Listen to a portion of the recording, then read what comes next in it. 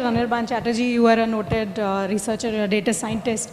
So we still see, we have seen COVID-19 pandemic creating a havoc, families ruined, lots of lives lost. So what role of technology do you see in preventing such future pandemics?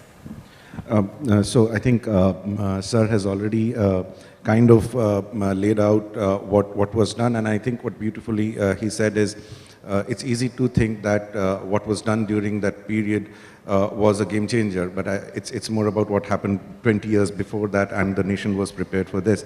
So now the question is, how do we get prepared for the next part when we already know that the chances of these infections and pandemics are increasing because of global travel. So if we take a step back and try to understand what exactly is the problem that we want to solve, the first problem is healthcare as an ecosystem is reactive. It is always chasing something, and in case of infection, as we say it, we are always chasing the bug. We are one step behind. Kuch hota hai, and then we try to react to that. It's like damage control. And that is what we need to change. We need to append the entire diagnostic ecosystem where can we imagine a world that every diagnostic test is not only being able to detect, but is able to predict how the infection is going to progress in the patient, because an infection in a patient progresses very, very differently. In some cases, this patient end up into ICUs and multi-organ failures. In many patients, it does not even show up. Can a diagnostic test not just detect what organism it is, but can it also predict how it will progress, how the clinical infection will progress, but can it also predict the epidemiology? And we have the opportunity to do that in the world of science that we exist in. We have the opportunity. Let's take a real example. I don't think we are even at the place where we are talking about a hypothetical situation. When we talk about antibiotic resistance, AMR, antimicrobial resistance, it is right here in this room. While we are oblivious to many of these things, the fact is the rate at which we are losing antibiotics, one antibiotic at a time, we are getting to a place of superbugs where a simple infection can actually become very, very fatal. And we don't have too many antibiotics, and there are not much in the pipeline. At the rate at which we are losing antibiotics, we are not gaining antibiotics at the same rate.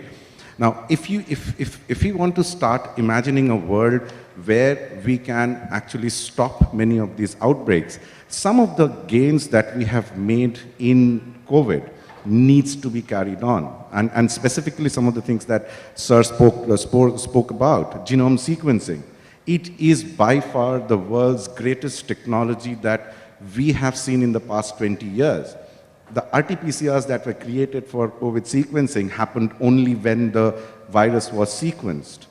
The variants of the virus were sequenced. Now, if you see the time lapse between the first infection that it gets reported in a hospital to the time when it is first flagged as a fever of unknown origin, to a time where it is decided that this is a coronavirus, it is SARS coronavirus 2, it is not the MERS, it is not the first SARS. This entire science is available, but the time to discovery is delayed.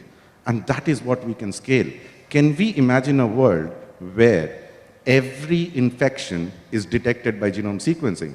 It's incredibly expensive. It's probably one of the highest forms of science we know, because to do genome sequencing, you not only need an understanding of molecular biology, you need to understand microbiology, virology, computer science, data science, and AI. But if we imagine a world where every infection can be detected by genome sequencing, we are talking about a technology which is democratizing discovery.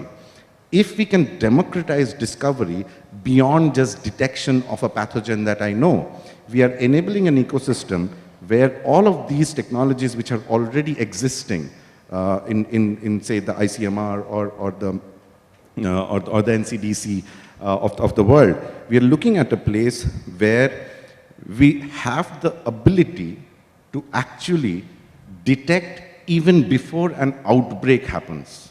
So there is an outbreak that may progress into a pandemic. Today, we are at that stage of antimicrobial resistance. Today, we are in place, there are places where vancomycin resistance is prevalent. There are places where colistin resistance is prevalent. If we can manage antimicrobial resistance today, we have an opportunity to actually prevent that pandemic. So the question that you have asked is not hypothetical. It is a real and clear present danger today. And I think some of the advances that we have made as a nation, as a society, and as a healthcare fraternity, if we can scale that using technology, that will be a tremendous world where every infection, every patient is treated better because of better diagnosis, but each such diagnosis is helping in epidemiology, which is a continuous dashboard wherever it needs to be. If you like the video, do like, comment, share and subscribe.